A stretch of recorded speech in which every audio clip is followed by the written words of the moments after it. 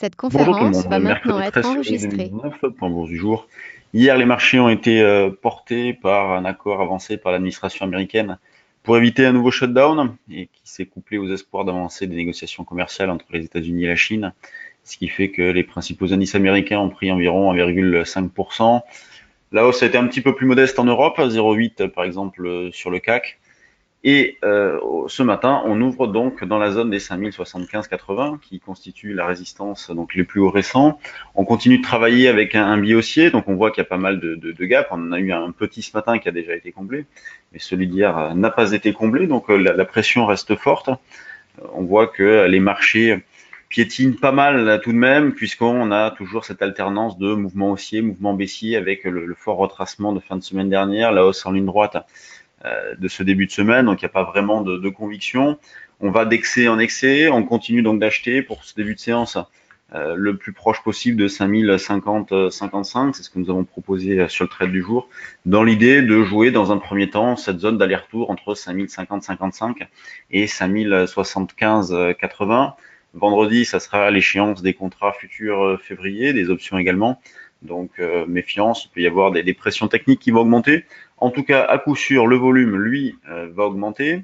Le DAX se comporte pas mal non plus, donc progression hier, avec gap également. Ensuite, il s'est pas passé grand-chose. Nouveau gap ce matin, donc nous sur le trade du jour, on proposait d'acheter sur 11 170 ce matin sur le DAX. Ce niveau a déjà été atteint. Faut pas hésiter à se contenter d'écarts assez rapides dans la mesure où ce marché n'en voit pas grand-chose. Donc on travaille avec un biais haussier, on se projette pas, on se fixe pas d'objectifs à la hausse. Ce qui est intéressant dans ce genre de situation, c'est de se déterminer des niveaux d'alerte. Alors bon, bah, sur le CAC, on pourrait prendre par exemple le 4940 comme premier niveau d'alerte. Alors c'est sûr, partant de 5070, c'est un peu loin, mais 4940, on y était il n'y a pas si longtemps. Et au vu de la forte progression, donc partant de 4006 jusqu'à quasiment 5100, on peut pas avoir un niveau d'alerte très très proche. Mais déjà 4940, c'est quand même assez proche dans une optique un petit peu plus longue. Donc je reviens au DAX, on achète sur repli, on peut également acheter sur 11 130-40 qui constituerait un pullback avec les niveaux d'hier et puis les niveaux d'alerte sont plus loin, c'est plutôt sous les 10 800. L'eurodoll a fini par rebondir, donc hier petite reprise technique sur l'eurodoll, ce qui a permis de vendre un petit peu. C'est vrai que ces derniers temps, il rebondissait pas beaucoup, donc c'était un petit peu pénible.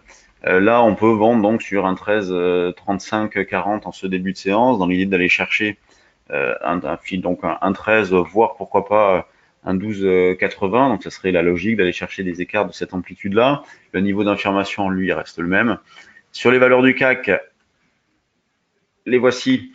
Donc on a plus forte hausse ce matin, c'est Kering. Donc hier qui avait ouvert pas terrible, je disais que il en fallait peu pour qu'elle reparte. Elle a ouvert pas terrible, eh bien c'est ce qui s'est passé puisqu'elle a terminé en hausse de 3 et quelques pourcents. On a Valeo qui se comporte plutôt pas mal, mais on voit qu'elle reste plombée, donc pas grand-chose. Donc dans le sillon de Kering, on a le VMH qui se comporte plutôt bien, qui après avoir fait une petite dérive latérale, la repart de l'avant avec comme objectif suivant la zone des 305-10. Ça serait si jamais le CAC, par exemple, aller chercher les 5110-30 qui est la prochaine résistance, bah, peut-être que LVMH irait chercher cette résistance-là.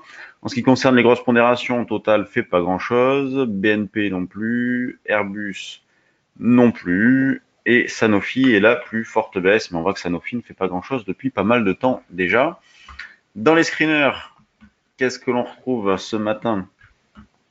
Un Génico qui prend un 7%, Visiomed qui est en forte hausse aussi, donc c'est pas trop mal. Au Plata, Arcos qui baisse, donc on voit qu'il n'y a pas énormément de spéculation sur les valeurs ce matin, puisque à 9h16, il y a 20 valeurs affichées avec un plutôt équilibré entre les hausses et les baisses. Olot qui fait un gap à la baisse, qui revient sur des plus bas récents, c'est pas terrible. On a Orchestra qui baisse aussi. Bon, pas grand-chose à signaler sur les valeurs secondaires. On voit que la spéculation est modeste. L'intérêt est vraiment concentré sur les valeurs du CAC avec énormément d'arbitrage et un comportement des valeurs du luxe plutôt pas mal en ce début de séance. Et donc Sanofi, la deuxième plus grosse pondération du CAC, qui est en sous-performance. Sur ce, je vais vous laisser. Donc, troisième journée de stage sur le futur avec la journée de trading. Donc, on va essayer d'acheter sur 5050-55 pour ce début de séance, revendre vers 5075-80. Puis, si jamais le marché monte d'un cran, on verra pour accompagner la hausse. Sur ce, bonne séance à tous et on se retrouve demain pour un nouveau point bourse. Salut tout le monde.